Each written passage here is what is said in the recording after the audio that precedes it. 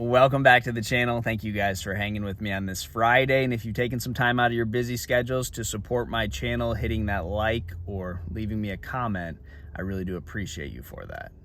All right, so a spinnerbait is in a league of its own when it comes to reeling that bait back to the boat in a specific depth range.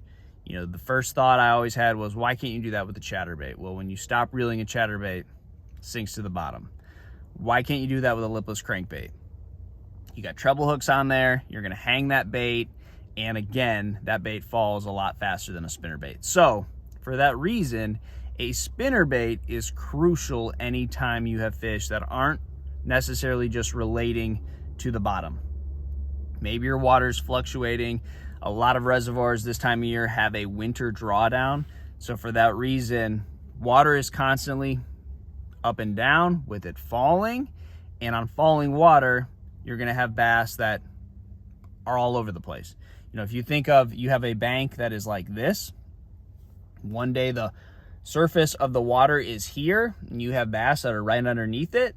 It comes down, the bass follow it down, then it comes back up. They don't just swim right back up. Maybe they just kind of hover out here. They're in a weird place, they don't know what's going on, so they're just kind of out here. Well, if you throw your spinnerbait up there and just burn it back across the surface, this fish is not going to see it. It's too far above their head.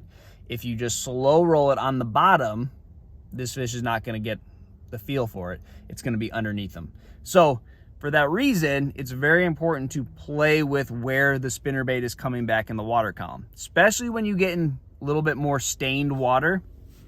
Water column is everything.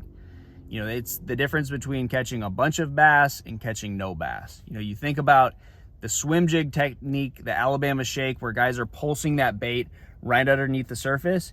If you didn't reel that bait right underneath the surface, you weren't going to catch anything. That's why that technique is so effective. And it's the same thing with spinnerbaits. It is crucial that you take advantage of what a spinnerbait is really made to do, putting it in the perfect water column. Now, maybe, you know, your fish are on the bottom and you have no problem slow rolling that bait, or maybe the fish are feeding up, they're looking up, you're burning it across the surface and they're eating it. And when you have days like that, it's easy, but most of the time when you get way back in a creek where the water is fluctuating big time, or you're up a river where the bass are relating to this cover and they're getting on the bank, you just don't know exactly where they're at. You know, are they here in the water column? Have they went down? Are they out here? It's very important to get the right blade combination right, and then to feel your spinnerbait and know where it's at when you do get a bite, to continuously keep the bait in that water column. So I'm going to give you a couple of different blades, and I'm going to kind of basically help you build your confidence, because I feel like a spinnerbait can be your number one confidence bait at times, and you may go a year or two without catching them on it, to the point where you don't even want to tie one on. So we'll start off. I've done other videos talking about this. This time of year, we're gonna have water that's warmer than 70 degrees. So I really like the flash of a willow leaf. I'm not so much into the vibration and all that. I think more about sight feeding and the flash. So low light condition, cloudy day, I'm gonna start with a willow leaf 4.5. That's a pretty standard size that you're gonna get on most spinnerbaits you buy, because that flat out catches bass. Now, if we have a high sky, not a cloud, sunny day, I'm gonna go with a 4.5, but a silver. Now, let's say my spinnerbait is too far underneath the water. I do like to reel it fast most of the time this time of year, just because I'm covering a lot of water, I'm fishing fast, I'm probably not around a whole lot of fish, so I wanna be moving quickly. If this bait is going too slow, it's not in the right, you know, it's not high enough in the water column, then I will go down a size, go down to a 3.5 size willow leaf. Now, I throw a Colorado blade a lot, because anytime the water's colder than 70 degrees, I'm all about a Colorado blade. So most of the year when I'm spinnerbait fishing, it's in those colder months. So I have a lot of confidence, and I really like the feel of a Colorado blade. Now, we get this time of year, you go from throwing a Colorado to a willow, you can't even feel it. You know, you don't. it feels totally weird, and to the point where I'm not even going to throw it because I don't like how it's feeling in my hand. So instead of throwing a Colorado, I really turn to a turtle blade this time of year. You're still going to get a lot of flash, but you can feel it. If you're having trouble feeling your bait and you don't necessarily know where it's at, I really like a turtle blade this time of year. So 4.5, pretty standard size.